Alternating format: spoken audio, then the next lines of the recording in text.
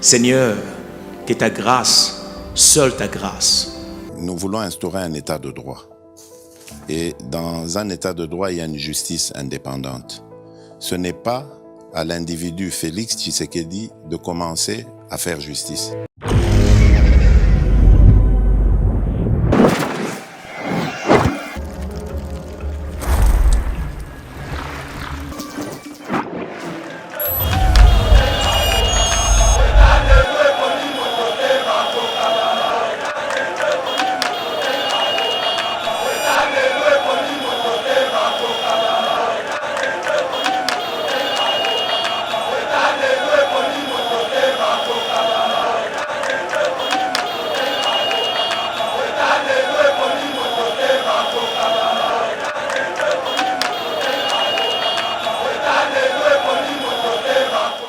Mbote na balandi nyonso balanda Kayeba TV à travers le monde. Bipa yuapi vraiment bozwa kabiso na kati ya éveil patriotique. Émission o memela kabino toujours ba actualité politique o etali mboka na biso ya République démocratique du Congo. Plusieurs sujets oyo tokolobia na moko na lelo, notamment la stabilité dans notre État commence par le respect des règlements et des textes légaux. Waneza bongo maloba ya Zoé Kabila ou Azabongo, le petit frère ancien président Yambo Canabiso, il y a République démocratique du Congo, to quoi analyser sur Yango.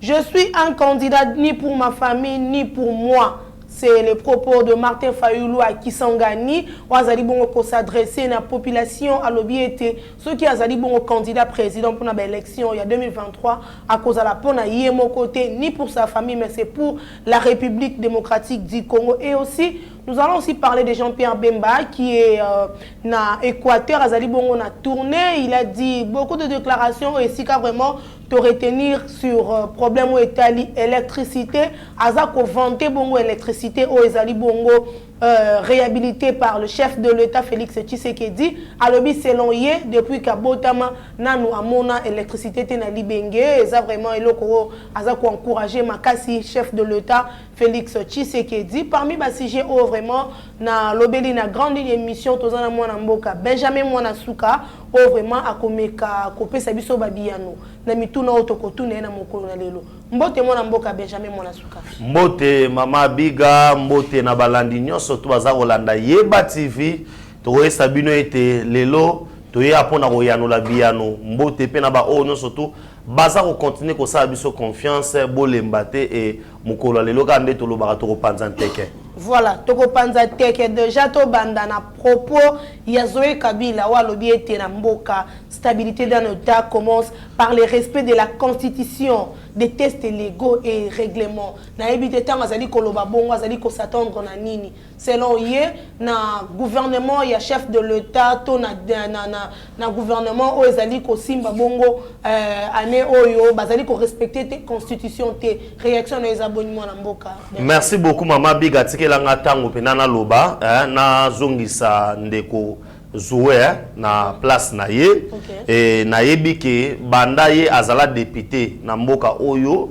na mona yete koloba pe makambo kolobe kokani na yete ko intervenir na émission te na mesana ye na kibaba na mesana ye mimi na basine yazara mimi ka qui sont pour tomboli qui sont contre ye babilo na yango wana mais le roi alinga kota na makambo yo atika ngasko na longola bagam na bandi d'abord tanga lobi ke constitution est-ce que mutako pesa biso leçon ya makambo etali constitution est-ce que ça Zoé Kabila na Zoé bate mukolo yo nzinzini yango asubino po boloba bino boza batmo ya kofanda parce que ta boloba boye ba pota nanu ekauka te.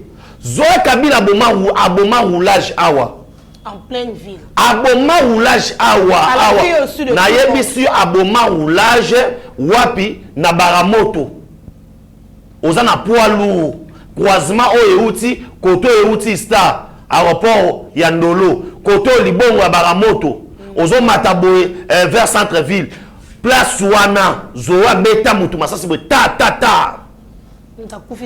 mutu akufa. Est-ce que nous avons une notion, il y a respect à la Constitution? C'est Zoé Kabila. Les élections devaient être organisées dans ces pays. En 2016. En 2016. Okay. Mais son grand frère a organisé les élections quand? 2018. 2018. Il y a eu beaucoup de morts. Voilà. Après autant de morts. Après Makila ya Rossi. Après Makila ya Kapangala. Après Makila ya ba combattants et combattantes à IDPS. Après Kotumba permanence à IDPS. Ne te reçois pas l'élection dans Bokoyo. Est-ce que Zoé Kabila Azali modèle yako pesa biso notion il y a respect constitution respect ba règlement non tout le monde non des tests légaux c'est le règlement okay. Il n'a pas azana je sais ce que je peux dire il n'a pas ce sens là auto bakeno azana éthique to déontologie to respect to le lenge oyo azam modèle te Zoé Kabila a kangé kolonga na tanga primaire Athénée de la Gombe. Vraiment.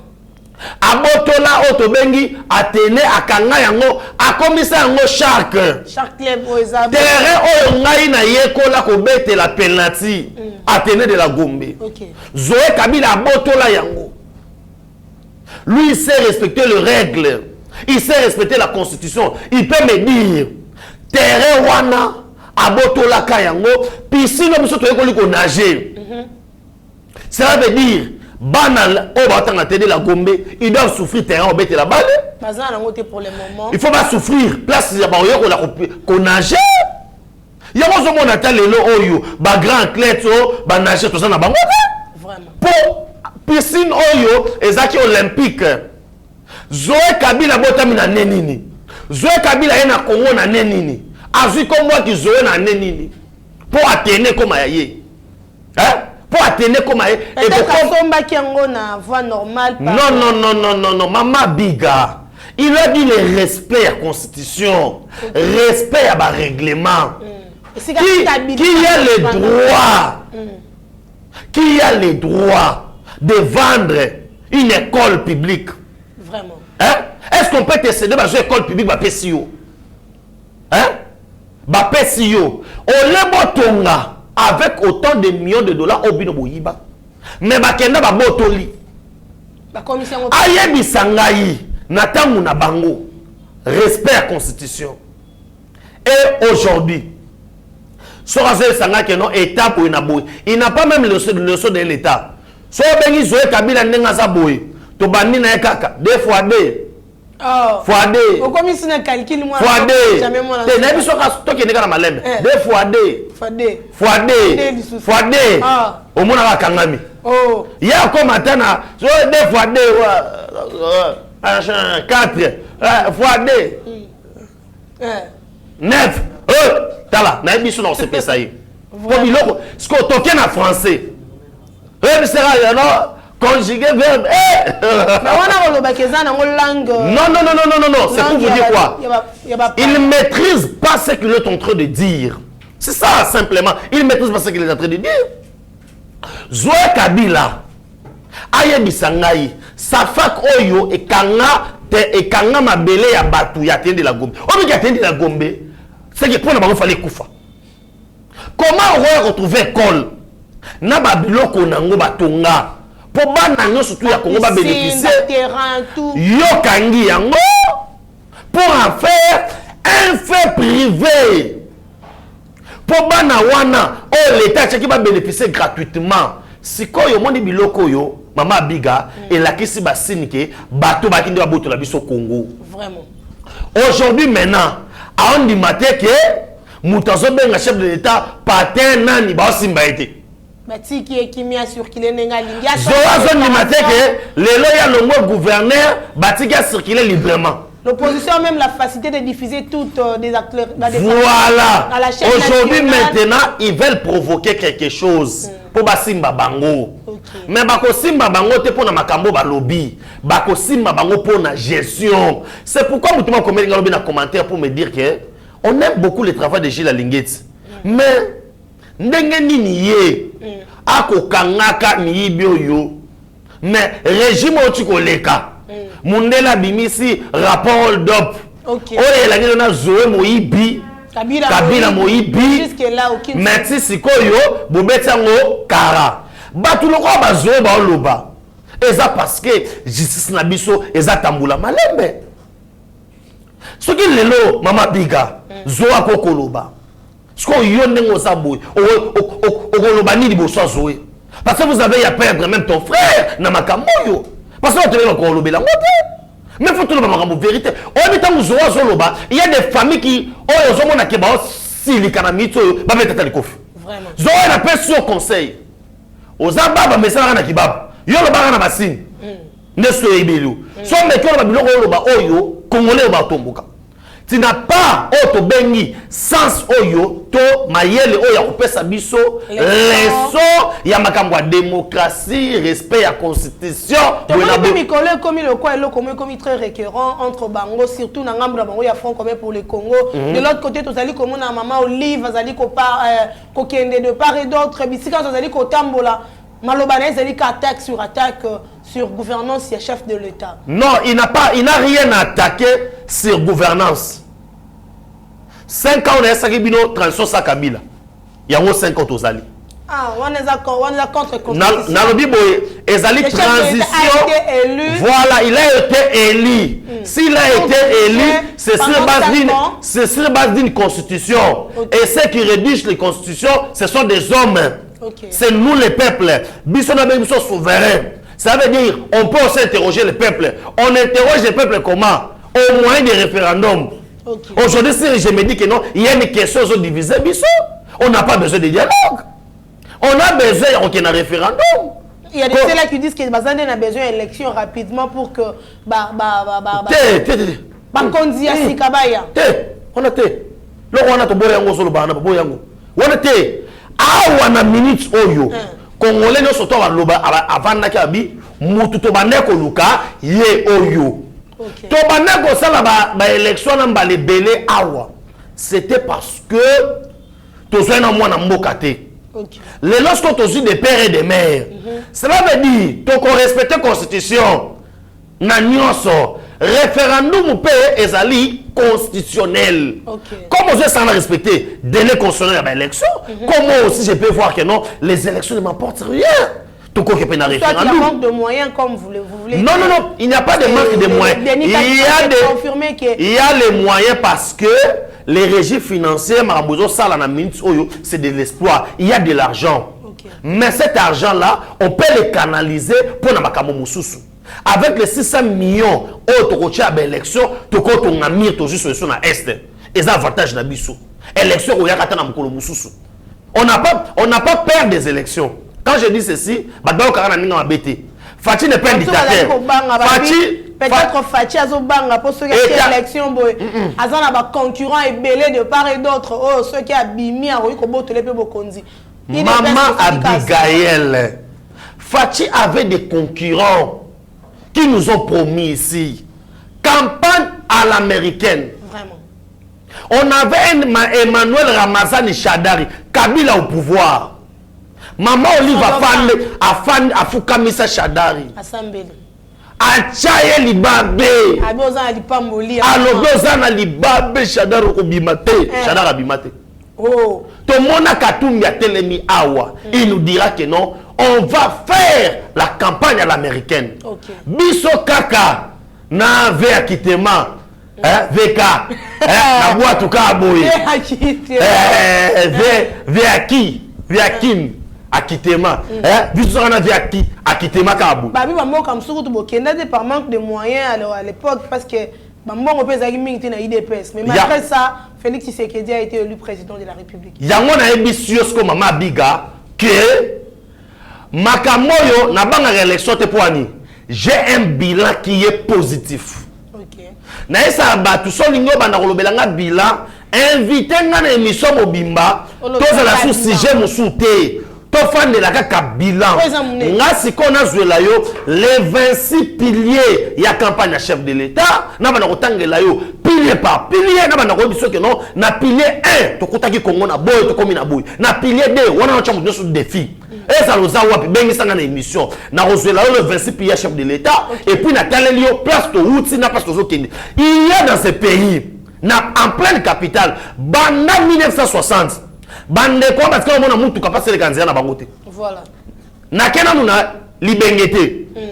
nakomi nanu na bosawa te nakomi nanu na kanyabayonga te nakomi nanu na mashalabambi te nazana na mweneditu te nabi naza na Kinshasa na capitale banda 1960 60 après 62 ans après ne azoya komona mutuka nakomi nanu Équateur te nawana zoso na Kinshasa et vérifiable awa na Kinshasa tona ba quartier oyo ti mukolo so linga kia zonga so facha ya kite banga mona litanga ya mai te mais lelo na koye bisayo to kene mama bilante na ngina ye bisayo ke maman Olive Lembe il n'a pas de leçons à donner parce que tous ces choses qu'ils sont en train de faire ce sont des faits privés et c'est payé aussi surtout par la population et c'est l'argent pillé au moins place oyo Kabila tikeli fachi avant banana mandat na ye abanana ko bongisa mambo ya bongi ya ngaki asala facha ye nanu ola banda premier pilier abina banana ko zipana mabulu oya muto atikaki OK ozomon akuti la gratuité de l'enseignement et c'est déjà constitutionnel mais Kabila applique ngote sikoyo fachi aye ko appliquer ngo akuti ke mona appliquer ngo bien ezate il y a un problème des infrastructures il n'y a pas des écoles il n'y a pas de bâtiments il n'y a pas de bancs OK ce qui fachi a okuta Kabila esache ba banc au moins que fachi nga to peinture na banini mais ce qu'on toni moi ba yewana akomo tambola agenda kotika ba na ba école ça veut dire ils ont laissé ce pays na libulu fachi zona no akunda yango on a besoin de transition to kunda nanu transition après 5 ans kasi to kunda nanu to kunda n'oubliez pas que non papa oyo alia biso soki 2 ans pamba oyo ilungeluka il y a un blocage baba reste que non mandat va gagner on a blocage il y a moi na zo sabino na zo bisa yo mama biga na mitso na bala mitu ba olanda ngai ke maman Olive Zoé Kabila n'a pas de leçon en matière de constitution et la constitution qui est en train de prédire il est en train de prétendre qu'il connaît a koye bisangai article nini auto violette or na tangu na ye na tangu ya na ye soki constitution ezaki jeune fille ezaki respecté soki ezaki mwasi mais ya na ya betata ba 80 ans de prison pour façon Kabila a violé la constitution na mboko oyo ate ça veut dire afanda kimia Zoé fanda kimia tamona batanganika nena mona kayo na biya ba 10 000 francs ya banyozo Kabila bato ya sala ka bungu fanda kimia mamo e concerné ote. Voilà, je suis ni candidat pour moi, ni candidat pour ma famille. On les a bongo, ba propos ya Martin Fayulu à Kisangani, à l'obi était ceux qui le lo baponier comme candidat président de la République et qu'on a la pona yé kakate, on a la pour la famille n'a été mais pour na mboka mobimba. Réaction les abonnés mon mboka. Te ba pona ndete. Au moins bilo musu na vie mama biga. Et ya na okamba moko. Ba chance. Ça bilo musu na vie. Occasion mon repèse na yebisi yo ezana biloko mususu na vie ya na ramba moko ne ba bakabeta ki libaku na zelu ayeba ko saisir opportunité te Martin Fayulu a pensé que tango élection kozala soki na 2023 soki na 2060 na ebité mais ko l'élection kozala a pensé kututé que non soki pe ndenge nini lisolo betamaki nango kaka potrikage ngesama na Genève banga me wana ndenga bikolo mena ekolo oyo bandoka sakiaza mutu kuna pe bayebi ete tata na yepe bayebi ete et moi je pense que tango banda campagne ngana ozala wana kaka pona rotuna Martin Fayulu papa na yo nani mama na yo nani po to luka to yeba po isko awa siko moni na 2018 tango élection salamaki bato mama ki mo lo yenge mo boy siko ba Congolais ba fungoli miso mama de père et de mère ozomon ozongi pa Noël Tiani tango siko ya siko yo te ya Noël Tiani na nukate tango e koma mona beaucoup tena nzela abiga de père et de mère de père et de mère ozomon siko bilongo siko continue na terrain oh na 2018 ezaki te na 2018 ezaki mbelekete Diaz ozomona Siliko to lingo kota ya ofele siko mamba Siliko to lingo kota ya ofele zate ande ce photo identifier yo pour nini tout le monde va sultani makenga tout le monde na mutu bazo bisa loba République démocratique du Congo yazo loba République démocratique du Congo ozomona surtout moi que bato basaki mo ebele c'est que na ba élection zali ko ya on va essayer ya ko koyeba nani azana ça veut dire Martin Fayulu abosana moi je pense que soki azaki mayele pena je pense que alingaki à comprendre tant beaucoup de cabino na fungoli maboko pa batinyo surtout alinga kaya parce que ça n'a pas rapport politiqueité nenga zawana c'est nani parti politique naie et ça combien de députés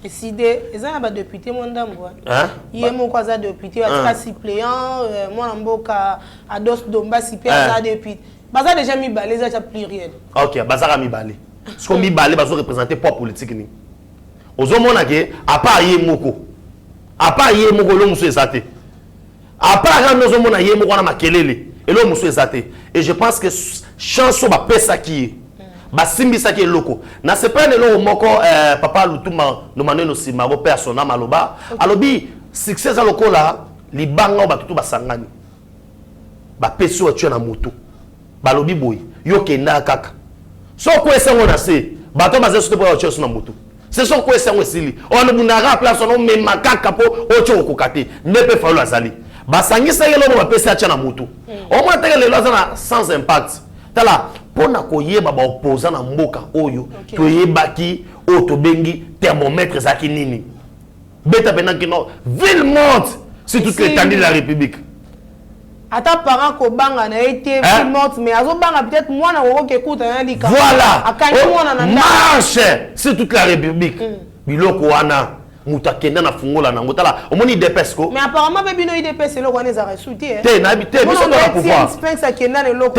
Biso na pouvoir. Biso to betango. Voilà, seul candidat qui a déposé candidature de Massa Sebeta. Fatigué. Akenda pena boye. Tala code. Tala et loko na la loi tricage à Genève ezate. Mais nyeka pona on lakisa que notre fort.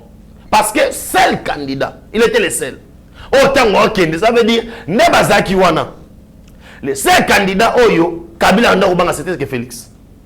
Kokene na déjà, et bano lakisa nini boye na boye. Et puis tangu ba telemaki na podium awa na triomphal koto ngobila vi na chena se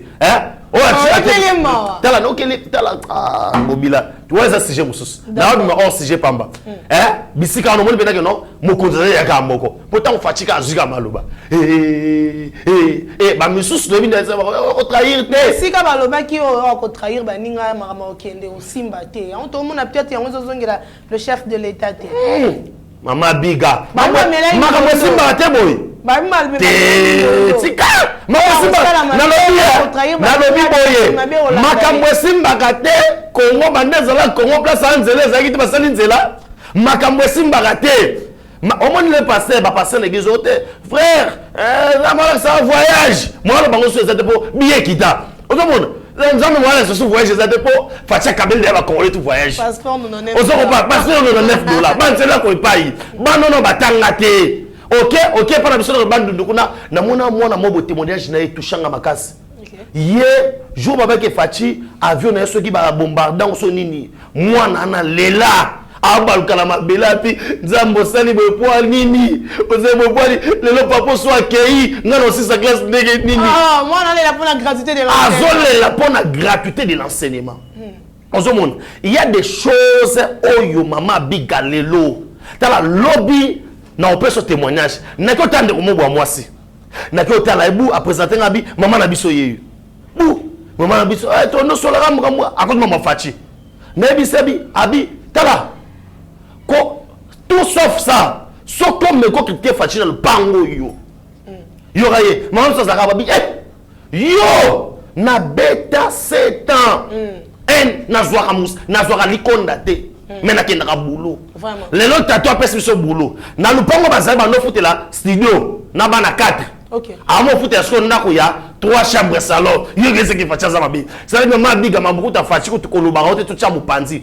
Aujourd'hui, le bilan du chef d'État, largement positif, on n'a pas peur des élections avec Martin Fayulu, qui est un frère politique, au hasard niveau ya Fatite ozo mona Fatime Mikolo yo mais bon banga été bozo sele be mission belé par rapport à ba déclaration te nazo salele na respect na yo ni ba communicateur a UDPS belé avandeli yango vraiment ba sujet na kolobela na lobi boye bino pe ba pandi sango nde bobele saka makambu to fanela ngo ndeni to lobela ka vérité pona respect ya question na yo et belé ko soit une question et ça ba ke wana za aventurier politique na lo ba ngote pona yo tala kaka faut respecter basi ndenga na kota na moi profondeur lelo et puis so mo na lo bela mingi fa lutter na lo bela mingi fachi po na tala ke quel est slogan ya robimisa parce que na landa qui est en train de dire au songa na koma ki président guerre est mon frère ma sœur pardon est-ce que Fayoulou avait un coup de baguette magique qu'il allait frapper pas?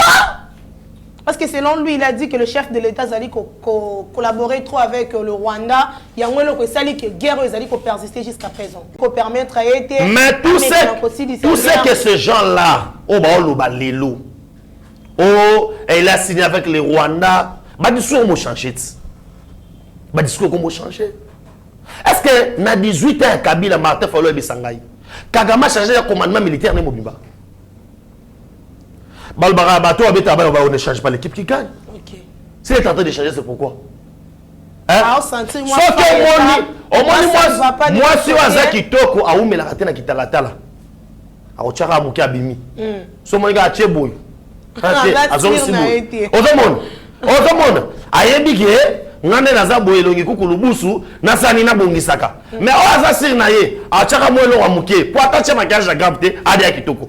Nepe makamuya ya ba Fayulu, ça veut dire mokonza mboka ayeba kike son azui pouvoir. Je devais d'abord na ban aspect autre bengi ya ki panafricanisme état ke bandeko na biso. Il a appelé nani Fayulu mon frère Bonabo. Il y avait un conflit dans la famille na biso, ya maman mapango. Tant to kendara va to fundana. Magistrat on est tout conçoit non. Na otika bino moins 2 heures du temps. Bon solo na famille. Parce qu'on va vous demander est-ce que beaucoup de chef de famille, bon c'est concerté que la famille c'est mis en boyer. C'est comme ça. Ça veut dire on devait commencer de quelque part. Les quelque part le guerre n'a pas les asymétries, guerre oyo ezali monstre à plusieurs têtes. Les chefs d'État commencé na auto bengi kozala nanu bien na ndeko na biso africain. Ko eso za ndeko na ngai. Osomon, ko kende libanda ya mboka. Ko bisa ba occidentaux que vous n'avez rien à venir voler awa. Pourquoi besoin qu'on soit biloko na voilà bon on est bon qu'on soit biloko na porte bino bon kotana na fenêtre bon on soit biloko na porte bon soit calmement tango mokonza mboka a monique angle wane zo marché il n'a pas marché les mots il n'a pas appelé autre bengi M23 comme état rebelle alors c'est le Rwanda qui nous agresse. Le prétexte M23 n'existe pas. Parce que le M23 vient d'où? Baotina AFDEL. AFDEL est comme RCD. RCD comme CNDP. CNDP est comme M23. Qui a aidé le M23 Fanda? N'est-ce pas le moment Olive? Oh, Zongeli sous Joseph Kabila. Mais qu'est-ce que c'est? Au bout Kabila a démissionné la nine. Moi, biga, au moins là, on est sur le biso. Tu as dit qu'on a une histoire. Maman Nangai. Qui a fait que Batouana n'y a pas quota? Nani a salaki na signature à nommé ba généraux. Il faut to banga non. Il faut to la nama munenge zali dans un pays oyo justice sa musana hi.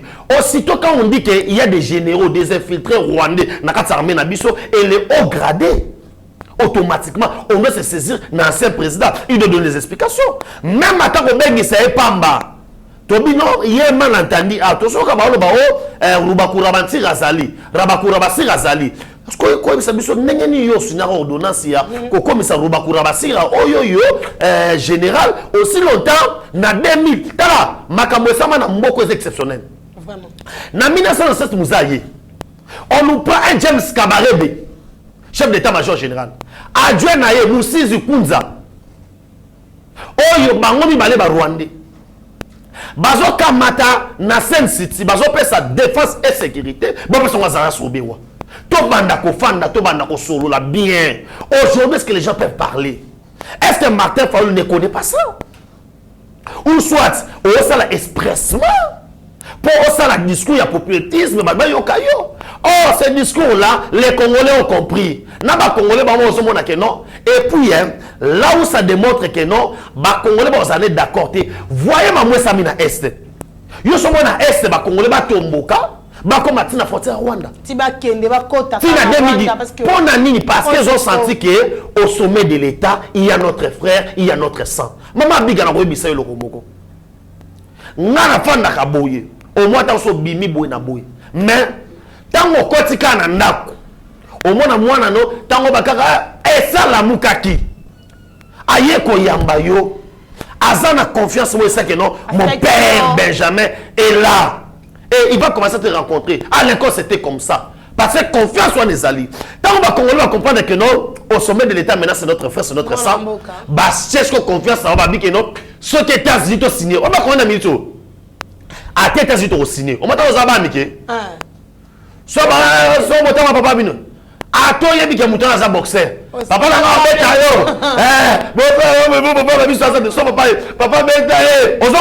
papa, papa, ça veut dire confiance papa fatigué détaillé. Nous sommes la gravité États-Unis États-Unis voilà. On a maintenant papa na biso otoko pèse confiance à Bundana bango. Ce que y a des communion ya boyi. On a une élection, to bossa l'élection maman. Totalement makamousus. Voilà makamousus important l'élection dans beaucoup. Totalement makamousus.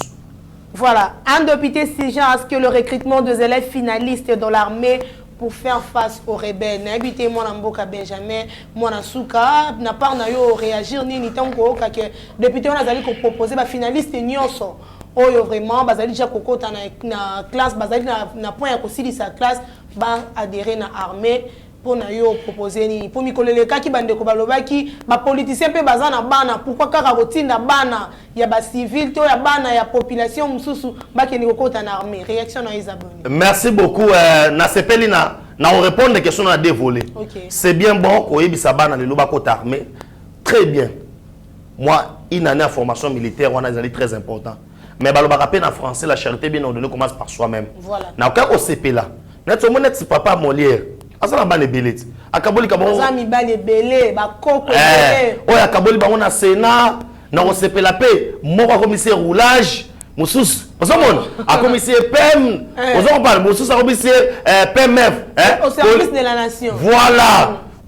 Mususu peut te moi na papa Molière brigadier. Vous comprenez? Kaboli bango bon armée. Ça veut dire les policiers c'est bien bon de dire que banaba ken armée et ça m'a bêté. Chose qui est très bien encouragée, mais il n'a pas la paix que bachape loi moroboy. Sozali avant comme député, moi non pas en armée. Oh, on a bien. Ah, on est aux acteurs makas. Ngai sobolobi que non, il n'a formation. On a une autre acception que yo lingimbo ka o service. Voilà. Lingimbo ka pe na France. Voilà, yango wana sikoyo sobalobi to bakisela ba soda mbongo. OK. Député maman fiston na ngaka bengela za kuno mona tongo. Ozo comprendre akotombola. Mais ce qui moi na zate. Ce qui veut dire quoi? Et sengi na bisope ne ba senga. Bana ngana za d'accord nango en même temps pe na senga na se ya loi wana babakisa eloko mususu ke politicien nyonso député nyonso c'est que so ba nommé ka so ministre ordinary boye pas malamo moi no mo na armée et ça la bien ba connaît le moi na te et comme maman automatique so quand yo ya repona yo mo repona so posa na moko ka mo ni mtokende. Voilà, Ndeko Benjamin moi na suka comme na suka émission même ça mon connaît. Ah émission c'est bien. Message pour te clôturer définitivement. Ah émission ngamona leliango. Merci beaucoup na bande bolanda ngai émission ngamona beza kitoko. Ata yo lobindeli ngamoti ti otanda voilà. Ngamona ndimi ke émission na sali yango kitoko ya kitoko et na encourager ba congolais sur na sibino que non aux apostles sont ba lupango na $2000 ils ont sapoté. Payable à ma tranche au BK numéro dans téléphone le plus de 143 9 70 40 89 57 plus de 143 9 70 40 89 57 et na pesi mbote na ndeko trésor kanolo azana ndako parce que azali pena éprouvé et na présenté ba condoléances na famille Mobimba pe na libota oyo ebungisi na yebisi ba congolais que non tozana bango awa nde balobaka na Swahili tuku nabu twana bako awa pe muto bangisa moninga azate Congo za biso nyonso.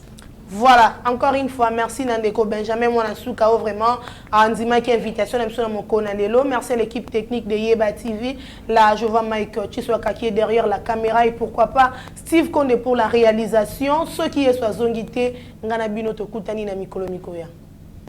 Seigneur, que ta grâce, seule ta grâce. Nous voulons instaurer un état de droit. Et dans un état de droit, il y a une justice indépendante.